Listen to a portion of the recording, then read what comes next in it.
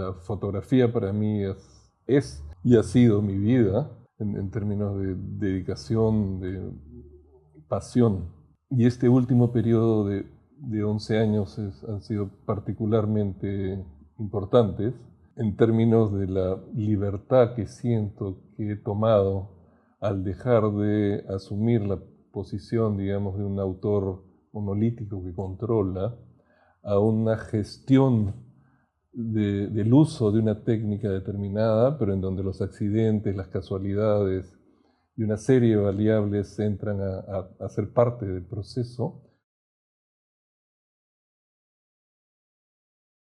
Mi práctica de alguna forma se ha convertido en una especie de punto de encuentro entre una sesión fotográfica, un acto performático y una especie de land art, en donde en un espacio determinado, por un periodo determinado, me vuelvo casi un detonador, un estímulo para que las cosas sucedan.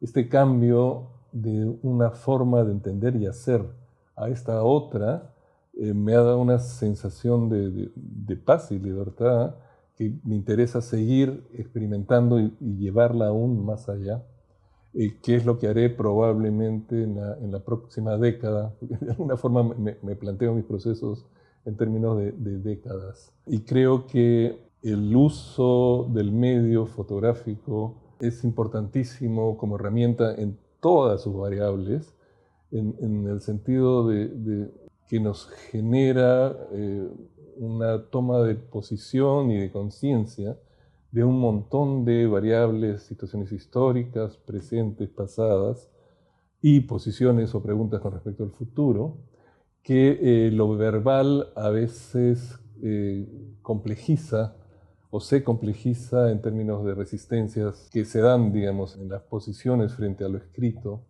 pero que en lo visual hay formas a veces de decir lo mismo sin levantar tanta resistencia, ¿no? Entonces creo que es una herramienta importantísima de maduración, y no hablo en términos personales, sino en términos sociales, y va a seguirlo siendo en el futuro. Pero también es un arma terrible de manipulación, ¿no? Y en esto creo que hay que tener muchísimo cuidado también. La imagen para mí ha sido siempre importante. En realidad yo me formo como psicólogo primero, como psicoterapeuta infantil, y ya dentro del proceso de formación estudio en paralelo cine en el taller del Instituto Italiano de Cultura con Armando Robles Godoy. En esa época me interesaba mucho más la imagen en movimiento, más que la imagen fija, hasta haber acabado ya mi formación y comienzo a interesarme por la imagen fija, inicialmente más por la dificultad realmente de hacer cine, presupuestos, producción, mucha gente, y me meto en un taller que se llamaba La Araña en San Isidro, y este taller de alguna forma en muy corto plazo, en 3 meses, cambia lo que sería mi vida futura. La pasión con que la cabeza de este espacio de formación, Eduardo González, nos enseñaba la fotografía y sobre todo, más allá de la parte técnica, digamos, el potencial de un lenguaje, termina siendo que inmediatamente después de haber acabado el taller, cierro mi consultorio, dejo mi práctica como asistente en una clínica psiquiátrica y decido darme la posibilidad, darme el espacio de irme a España a estudiar fotografía al Centro de la Imagen y el Video. Esta experiencia, como comentaba, reenrumbó mi vida hacia pensar, trabajar y construir imagen a partir de ese momento. Desde el principio me interesó muchísimo los procesos de experimentación. Cada trabajo de alguna forma conllevaba una nueva forma de acercamiento y llevar básicamente el medio a sus límites. y va a sonar extraño, pero básicamente una de las variables importantes es que me aburro y me interesa hacer cosas nuevas y ir encontrando, digamos, el potencial de un lenguaje interesantísimo, pero mucho más complejo de lo que aparenta, ¿no? O sea, ahora todo el mundo tiene un celular y cree que por eso son fotógrafos. Creo que ser fotógrafo es algo muchísimo más complejo. Es como si ahora, digamos, todo el mundo escribe, pero no todo el mundo es literato, ¿no? Ahí hay una analogía clarísima, construir imagen, generar propuestas visuales, eh, hablar de alguna forma de temas concretos, específicos, estimular, generar preguntas con imágenes, finalmente el universo donde me he venido desenvolviendo, madurando, creciendo en los últimos 30 y tantos años.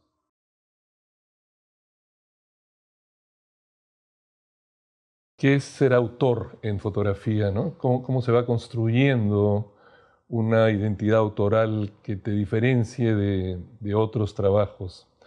Es algo que se construye en el tiempo, paso a paso. Creo que lo más importante es primero tener algo que decir. Por lo tanto, tener preocupaciones, tener preguntas, querer investigar sobre un área determinada. Y después creo que algo importantísimo es ser honesto con uno mismo.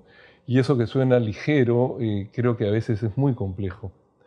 Ser honesto en términos de lo que uno piensa con respecto a lo que uno está investigando, ser honesto en el uso de los medios a disposición para tratar de configurar un sentido visual a lo que comunica, ser honesto en términos de no desplazarse a intereses de terceros, mercado, coleccionismo u otras cosas, ¿no? Y creo que el periodo de formación es interesantísimo en ese sentido para empujar y atreverse a cometer errores constantes, ¿no? Y esos errores constantes son como espejos que nos van devolviendo nuestra imagen para ir paulatinamente, ir construyendo un estilo y una identidad, digamos, en el tiempo, ¿no? Y así, digamos, este discurso va adquiriendo características particulares y diferenciables de otros discursos, ¿no? Pero creo que si hay que sintetizar, yo creo que es honestidad, honestidad con uno y honestidad con terceros con los cuales uno construye la imagen, perseverancia y finalmente creer en uno más que, digamos, en el periodo de formación hasta de los profesores y estar con la convicción de que en el proceso uno va a ir construyendo y conociéndose mejor.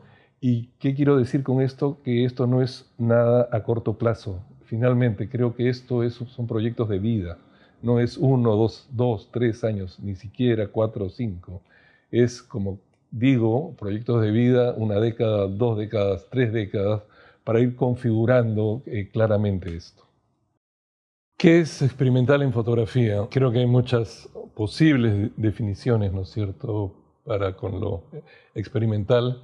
Se puede experimentar en lo digital, definitivamente, eh, pero de alguna forma experimentar en lo digital significa caer en una sucesión de programas preconcebidos para que funcionen de una u otra forma.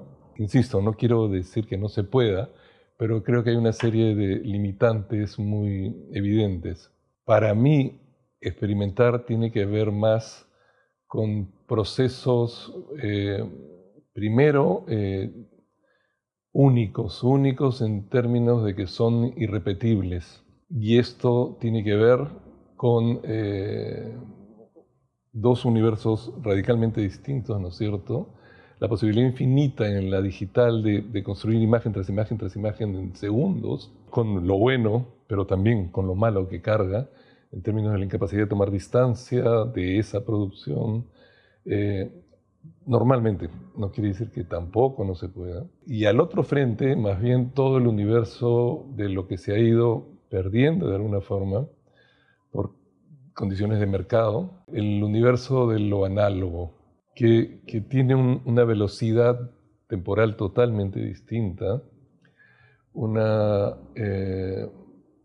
necesidad de experimentar mucho más compleja precisamente por su variable de tiempo y por los elementos que la condicionan.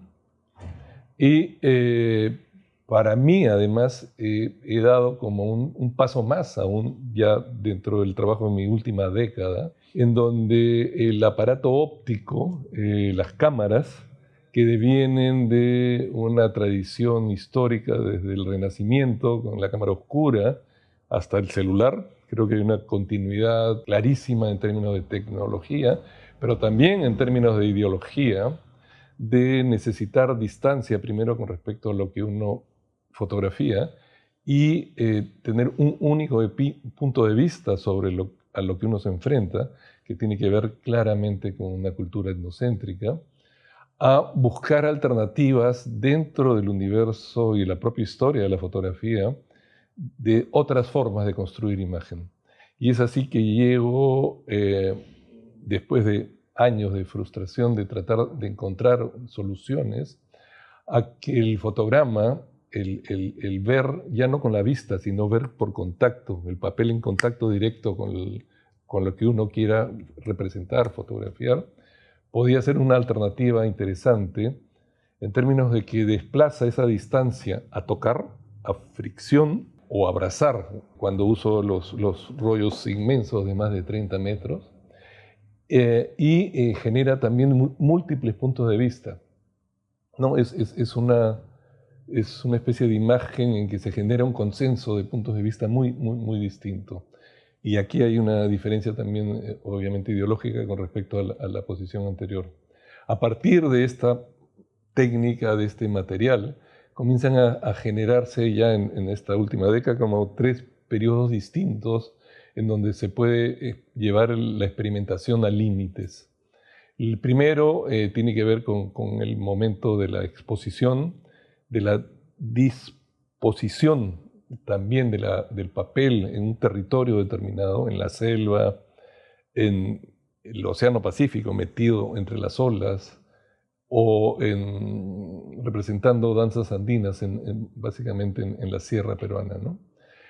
Hay una primera decisión que tiene que ver con la exposición, ¿no? Después de la ubicación, que ha ido generando también opciones diversas, desde exponer durante tormentas y que sea la propia naturaleza la que expone la pieza con los rayos en el cielo, como la pieza que estuvo en Venecia, que es una pieza que se autoexpuso y era casi un retrato de la propia naturaleza, que se hacía un autorretrato. La frase de Talbot de que la foto es un lápiz de la luz, creo que nunca mejor representada. De ahí pasamos a otro espacio de experimentación que tiene que ver con los procesos químicos.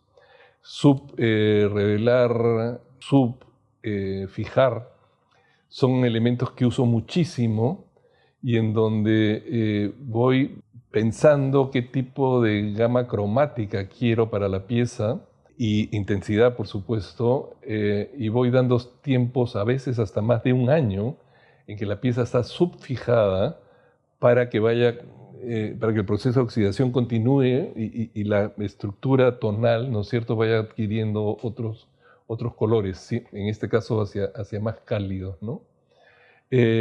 Muchas veces, después de este periodo de proceso químico, hay imágenes que son intervenidas a veces con marrón de Van Dyck y otras veces con cianotipo, dependiendo mis intereses en términos cromáticos, digamos, hacia dónde quiero llevar la pieza, ¿no?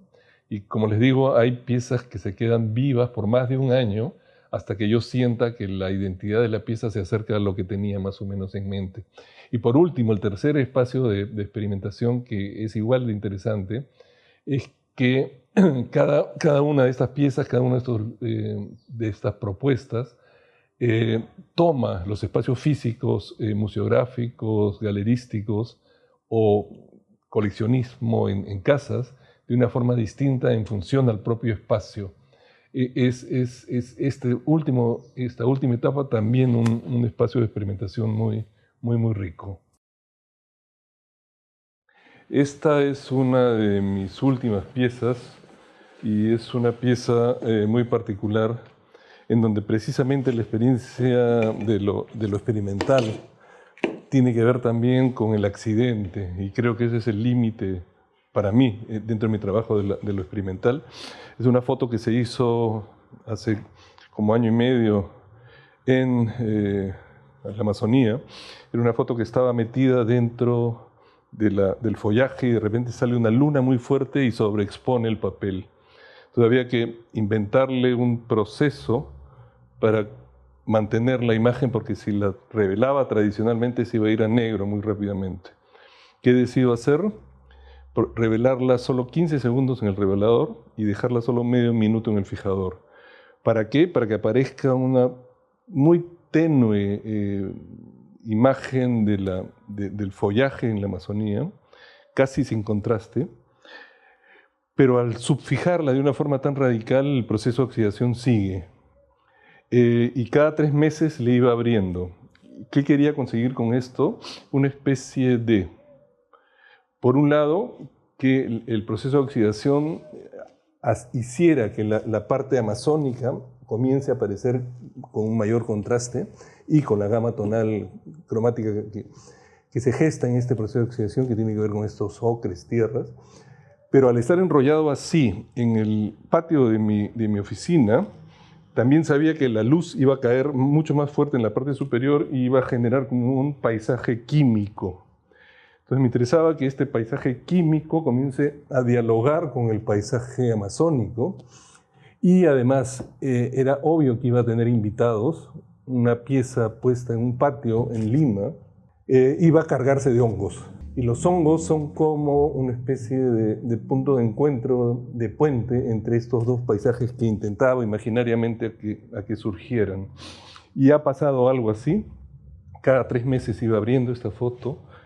Mide 21 metros, hasta que en un momento determinado, al año y 2 meses, decido que la consistencia visual tonal era la que quería, y pasé a un proceso de lavado, obviamente, refijado y seleniado. Selenio es este químico que en principio consolida, digamos, la estabilidad de la pieza, y es así que tenemos esta pieza. La fotografía ha sufrido unos cambios increíbles, abismales en las últimas décadas, desde, por ejemplo, que abrimos el Instituto Gaudí, centro de la fotografía, centro de la imagen finalmente, ha cambiado radicalmente, ¿no? Desde los condicionamientos de lo análogo a lo digital, y ahora además a la inteligencia artificial. Los espacios, digamos, de trabajo del fotógrafo han ido cambiando, movilizándose, y creo que ahora reduciéndose en términos de la posibilidad de que gran parte de esta necesidad sea cubierta por la inteligencia artificial, por ejemplo. Sin embargo, creo que la fotografía como medio de expresión, como medio autoral, va a seguir vigente como la pintura, la escultura y cualquier otra de estas herramientas. Finalmente eso, herramientas, análogas o digitales, por siempre. Y van a haber autores, ¿no es cierto?, que van a ir consolidando experiencias distintas eh, para este tipo, digamos, de línea de construcción, de línea de trabajo, de línea de vida.